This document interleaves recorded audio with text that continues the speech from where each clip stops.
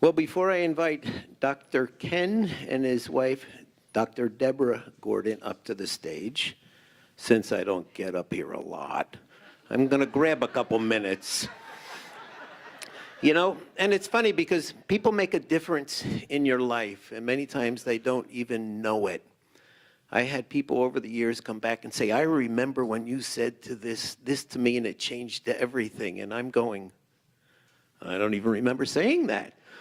But we all make a difference. Every person, when you step into the shoes and truth of who you are, you're a minister. You spread the truth, whether it's on a smaller level or a greater level. There is a place for all of us that bring a gift. And when I became a minister in 2004, I felt on fire. I felt I had reached the top of the mountain. You know, I had really arrived, and I had a lot to give, whether it was classes or workshops. And a few years later, I took a trip to what they call the Valley of the Shadow of Death and the Dark Night of the Soul. And it fell apart. And I sat for a few years going, I can't do ministry. I'm a mess. I'm a mess. I couldn't even attend the center that I had started with a friend. I found someplace else to go because I thought that if they saw me like this, what kind of example was that? So I went to this other center. I'll admit it was a Unity church. I figured nobody knows me. I can sit in the back, and they just don't know who I was or what I was going through. Of course, I wound up talking to the minister who was shortly going away on a trip and said, would you speak for me? And that was it for my anonymity. And I was starting to feel good again because I know what the track is for my life is. And I know that each one of you in your hearts and souls knows the track and the steps that you should be taking to step into the truth of who you really are. And this was at a time before there was the merger of the organizations, and I was an RSI minister, and I had not paid my dues in 2 years at that point because I just thought I'd be a hypocrite. And we had an event, we had a rally at this center, which, again, I wasn't going to go to because I didn't feel good enough about myself. And everybody, I was at a meeting, and they said, well, Dr. Kenn is coming into the airport, and he needs a ride. But this rally was so intense and so vibrant and so awesome, not a person raised their hand. And I said, well, I'll be happy to get out of here. Personally, I'll pick up Kenn. So I picked up Kenn at the airport, and we talked on the ride back, and I told him my scenario, whether it was depression and all kinds of other related things. And he said, look, this is who you need to talk to. Because as this merger starts, once the merger's done, if you don't get this stuff cleaned up, you won't be able to. So he led me and made a huge difference in my life, which, until I saw him the other day, he would have had no clue. And that is so often the gift that we bring. We make a difference. The salt of the earth is like the salt you might sprinkle on a steak, that a little bit changes the flavor of people's lives. Never underestimate what you bring. So I bring our spiritual leader of the organization who works tirelessly, I'm sure, flying all around the country, bringing that message and inspiration to not just other ministers, but to their members. So let us give a big applause to Dr. Kenn and his wife, Deborah.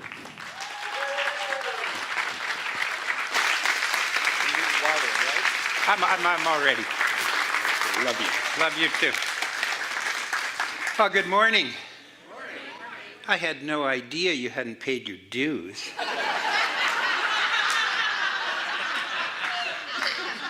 Let alone the fact that you were in a whole room of people, and somebody said, somebody has to go pick up Dr. Kenn, and nobody would volunteer except you, because you wanted to get out. There's all kinds of introductions, all kinds of introductions. I got to tell you how honored I am to be here, and Deborah I know is as well, and mostly how much we love your community, not just your spiritual community, which is pretty skookum, you know. That's a Canadian word, pretty skookum. But in addition, we love your bigger community. This is really a nice place, this thing called Asheville, I'll tell you. Deb and I had Friday, Saturday off waiting for this morning to do the service. If we'd had any idea there was a hurricane threat coming, I'm sure we would have left a long time ago, but we didn't. So here we are, and hoping we're going to get out tomorrow, or knowing, perhaps I should say, in a Science of Mind church. But really, isn't that the way it is? We're kind of hoping, you know. But the knowing is a good part. It's a nice thing to say. But am I the only one? Do you guys have lottery tickets here? Yeah, okay, so, you know, I don't know about you, but this is the way lottery tickets work for me, is I go to the counter and I buy a lottery ticket, and I put my dollar down and I say, I know I've won this lottery, right? This is my lottery. 65 million, it's mine. I'm so committed to it, I think I'll go buy myself a nice lunch with the money I just made. You know, I'm really in there. I know this lottery is mine. And then what happens once we throw that out there is the week goes by while you're waiting, and then you go back to the booth again, and you hand in your lottery ticket, and you ask the person to run it through the machine to tell you whether or not you won. And when it runs through the machine and comes out the other side and they say, I'm sorry, you didn't win, inside me, not speaking for you, inside me what I say is, I knew it. I don't know how I digress to this, but that's where I'm at. And I'm the spiritual leader of the whole organization. So give yourself a break. We're human beings attempting and trying and practicing being spiritual, which is the truth of who we are. We're trying to get rid of all that other stuff that's there. So we went to the Biltmore on Friday, which was great. What a beautiful place. We enjoyed it immensely. Then yesterday we drove up and we took a drive up the Blue Ridge Parkway, which I didn't even know existed. That's like a hiking trail for somebody who doesn't want to walk. I mean, that is so good. So we love your community. It's a spectacular community. I've noticed that this whole service has been leading up to our theme this month, which really is safety and love. It's about kindness, and it's about the safety that we have in love. And I've noticed that this whole service, like I did on Wednesday night, has been geared towards letting you know that love is the only truth of who we are. And we all know that, right? We all have it deep down inside ourselves. It exists somewhere within us, perhaps in the basement of our consciousness, but it's there. And if called upon intellectually, we can jump right forward, or I can jump right forward and say love is the only thing. It's the only answer is love. Everything else is just made up stuff. And knowing that, I know that there is a way and a means that I can bring that love to the world in a way that's meaningful and that's tangible, that I can utilize it. And knowing the science of mind, I know that the only way that I can do that is by utilizing it within my thoughts on a constant basis. I must constantly be referring to myself as love. I must constantly be witnessing the love that exists in the world. I must constantly be thinking in terms of love and speaking in terms of love. Because when I do that, what I am doing is I am emulating spirit itself in my activity and actions. Because spirit doesn't look at life from any other point of view than the givingness, the self-givingness and the self-lovingness of God itself. And that when I can emulate that and do that, what happens is all other things and everything else seems to dissipate, dissolve, and disappear around me as far as problems go. They just kind of go away. But I also know that love is the foundation of truth, and that truth will set you free, and that it exists within you, And I know that if you love something and you let it go, that it'll return to you. I know all of these rules, and I've tried every single one of them, and I think I'll probably get to a couple of them. But my question is then, what is all that other stuff? Do you guys have other stuff besides love?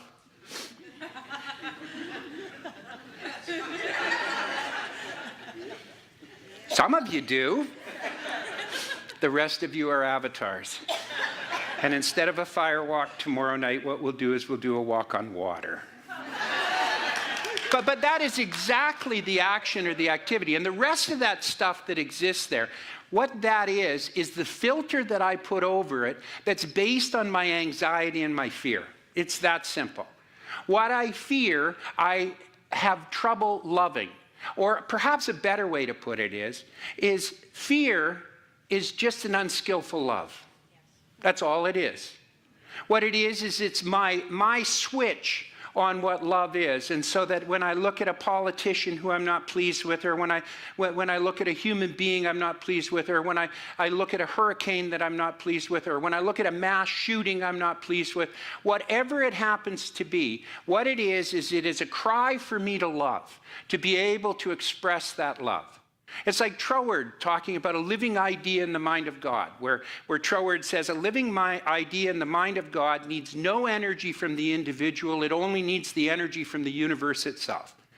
And you can always prove it. You can prove it by simply standing in the middle of a circumstance or situation, turning it over and surrendering it to Spirit. And if it continues on and continues to move, similar to the love that if I let it go, it comes back to me, what happens is it must continue to happen. And if it doesn't continue to happen, then it's not a living idea in the mind of God. It's a living idea in the mind of the energy that is propelling and inventing it in the first place. Is this making sense to you?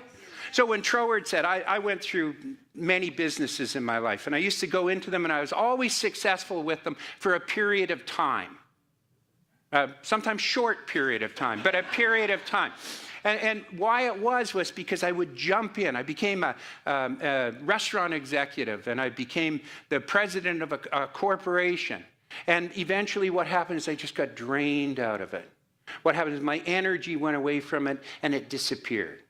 I became a farmer, and I was so excited about it, and I enjoyed it so much, but eventually it just disappeared. Why? Because what happens is that if you step inside the idea and you begin to feed it, you feed it with the energy that belongs to you. You feed it with your own energy that's constantly feeding it and growing it.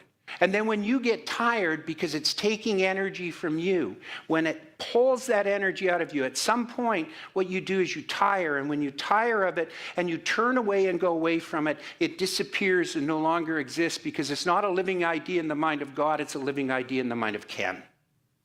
And when it's a living idea in the mind of Kenn, it demands my energy to be able to propel it and to be able to keep it in existence. That's how come they have beds in hospitals. Because diseases are not a living idea in the mind of God. Diseases are a living idea in the mind of the person who holds it in part. And therefore, it pulls the energy from you. Therefore, you get so tired that you have to lay down. You can no longer survive and live without feeding that particular energy. And the key to all healing, no matter what it looks like, is to withdraw that energy from that issue and to be able to allow it to dissipate and disappear because it's not a living idea in spirit. Am I making sense? Yes. And so that process that takes place in life really reflects out in everything we look at. We look at our sense of separation that exists in the world right now. That sense of separation does not belong to the divine spirit, infinite intelligence. That sense of separation belongs to us. It is us that is feeding it. And I just wrote an article on crisis fatigue. Why are we getting tired of all the crises? The reason we are is because we're the ones that are feeding it. We're putting our energy into that situation. The Course in Miracles says there's two base emotions in human beings. The two are love and fear. And what it says is that love is the only true one, and that fear is the one that's made up by humanity. And like Troward once again says, that darkness is nothing more or nothing less than the absence of light, we can say that fear is nothing more and nothing less than the absence of love. And so when we look at it, we find ourselves in a situation where suddenly what we can do is we can be sparked and moved, okay, to create our own healing, which means wholeness, to be able to bring ourselves back into wholeness through the purpose and through the use and through the application of love, not through the application of more fear. Now, being human beings, me being a human being, I'll speak about myself, I won't speak about you, because I'm certain that I don't want you to buy into anything that's not true for you. But I will tell you is that fear within me resides at a deep level, but not as deep as I'd like it. And it springs forward in the most uncommon, uncomfortable moments. Whether it's sitting watching cable news and watching that and suddenly find the fear come up and then show up in a reflection of anger instead of showing up in a reflection of love, what happens to me is I become angry. When I become angry, I begin to put energy towards what it is that I don't want. When I put energy towards what it is that I don't want, anytime you put energy to something, it expands and grows, it begins to expand and grow. So the secret and the key to healing in this life that we live right now is to stop feeding the energy of anger, stop feeding the energy of hatred, stop feeding the energy of vengeance, and start feeding it with love. To turn and bring ourselves into that place where we are loving, receptive, and accepting, but still have a voice behind it. I said earlier this week in the ministers' conference, I said that I am working on my own spiritual program to attempt to come to the consciousness where I have the ability to instantly respond to an issue, not from anger and hate or any other negative emotion, but instead from one that is true love. And that the only way that I know how to do it is to watch my grandchild, my 5-year-old grandchild, and realize that I must treat the world like I treat that which I love so dearly and so deeply. And to do that, what it requires me to do is to be able to see what happens in the world and respond to it from a place of love. Now, that doesn't mean I don't respond to it. When I see my 5-year-old running with a pair of scissors, I don't go into my meditative closet, close my eyes, and meditate. What I do is I step forward, and with what I consider to be loving kindness, I stop him, take the scissors, explain to him, and walk away and put the scissors away, and do not allow him to do that. But I don't do it from an attitude of punishment. I don't do it from an attitude of vengeance. I don't do it from an attitude of hatred. I don't do it from an attitude of anger. I do it from an attitude of loving kindness. And so when we see what happens in the world around us, when we see what's occurring in our environment, when we see what's occurring in our political stratosphere, no matter what side of the spectrum you happen to be on, when I see it anywhere, I know that what I need to do is I need to find within myself the ability and the way to be able to respond to it with love. And it's a new skill that needs to be presented.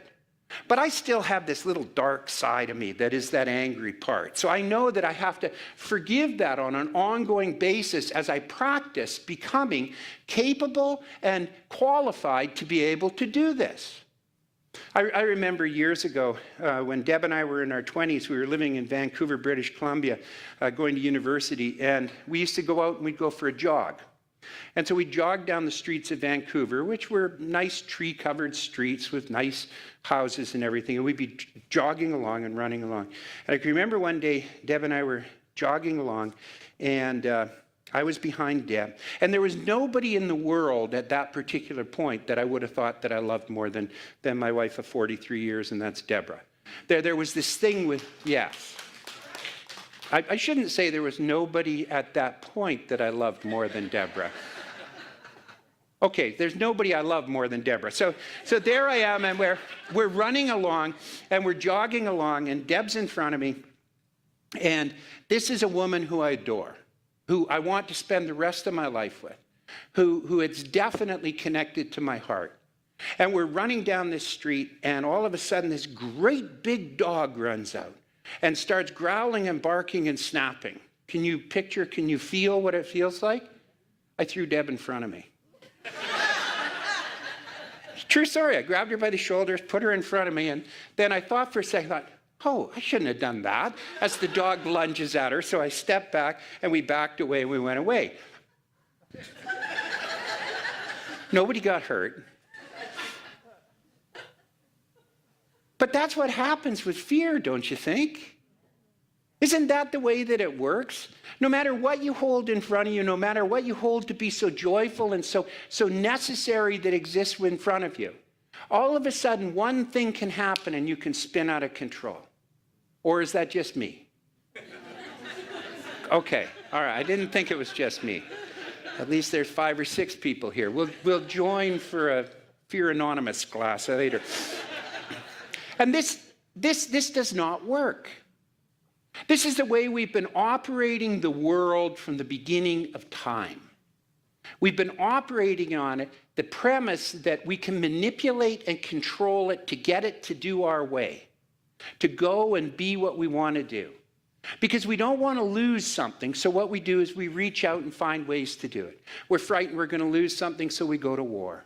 We're frightened we're going to lose something, so we vote a different way. We're frightened we're going to lose something, so what we do is we argue and fight. We're frightened we're going to lose something, so what we do is we become active with anger. And every time we do this, it is proven over the thousands and thousands and thousands and thousands of years that our society has existed, that what that does is it represses the conscious evolution of humanity. This is the time that we're being called upon right now to love greater and more than we've ever done in the past. I was blessed by one thing, or blessed by many things, but one thing that I was blessed with in my life was I grew up in an Icelandic family, which was more like a tribe. So I had 5 aunts and 1 uncle, maybe 4 aunts and 1 uncle, 4 aunts and 1 uncle. My mother wasn't an aunt, she was my mother. Okay, so I had 4 aunts and 1 uncle. And I can remember it was the most loving place you could ever be. Now, love didn't mean that you got away with murder. Love meant that you got your ears pulled, you got spanked, you got and any one of my aunts or my uncle had license to do that. No, my mother would never say, "How dare you touch my son?" She'd say, "Give him another one." But on the other hand, I was held to the bosom, and I was loved and honored, and honestly, there was no absence of love in my life whatsoever. None. And I can honestly say that I never went a day in my life without knowing I was loved. And that was such a freeing, powerful thing to have. I never worried about not having enough. I never worried about not being enough. Because I always knew I could go back and rest and reside with my family who would demonstrate the love around us. The greatest healing in the world comes from that knowledge and that knowing. And the greatest dysfunction in our world comes from the thought and the feeling that it doesn't exist. And that somehow or other what we are is we are capricious, blowing in the wind, where maybe you can trust somebody a certain degree, maybe you can't. Maybe they'll throw you in front of the dog. And the point behind it, though, is that when you have that sense within you, when you have that knowledge, that you can nurture and bring forward yourself by acting from that place constantly and consistently, what it will do is it will draw and attract into your circumstances and into your life everything that is required and everything that is necessary to feel complete. So when we say there's safety in love, what we can pretty much be assured is that there's safety in the aspects of spirit and the laws that we know work. And we know when we love something, we know when we hold on to something, that inevitably what happens is if it gets too tight, we have to release it and let it go. I have a spiritual practice that I utilize. I don't use it all the time. It's not a daily practice. But what happens to me when I get into conflict in my life, or when I find myself being drawn down that rabbit hole that Reverend Stephen talked about, when I find myself going to that place, I have found that there is a spiritual practice that heals all and knows all and acts all. And what I do is I go into contemplation and I begin to recognize what it is in my life that I fear that is creating the conflict. What it is that I'm frightened of losing that creates the conflict. So I might sit there and I might think, I'm frightened of losing my family. I'm frightened of losing my wife. I'm frightened of losing my job. I'm frightened of losing my money. I'm frightened of losing my health. I'm frightened of losing my awards and my titles and my job. And when I get to that particular place and I can feel it and sense it and know it to be what it is, what I do is I surrender it. I don't surrender it with a string attached to it that says, if I let go of this, then I get to keep it. What I do is I really think, who would I be if I didn't have a wife, if I didn't have the title, if I didn't have any money, if I didn't. And when I come to that place and let it all go and just release it, what has happened to me every single time is I have passed through this veil of consciousness that frees me and allows me to be able to step into the world. And what I find on the other side of that veiled curtain is everything that I let go of waiting for me to embrace me and to hold me again. Our society today is at a place where the requirement is that we surrender our fears. The healing motion that is necessary and required for this world is to let go of our fear and just surrender it up and ask the question, who am I? And what will I expect if I let go of that which I fear I'm going to lose? What do I fear? And then once surrendered, I just allow it to dissipate and dissolve, because it's not a living idea in the mind of spirit, it's a living idea in me. And when I take my energy and my claws, my talons off of it, what happens is it disappears and it shows up in what it really is, which is love, light, beauty, joy, peace, prosperity. This is what we teach.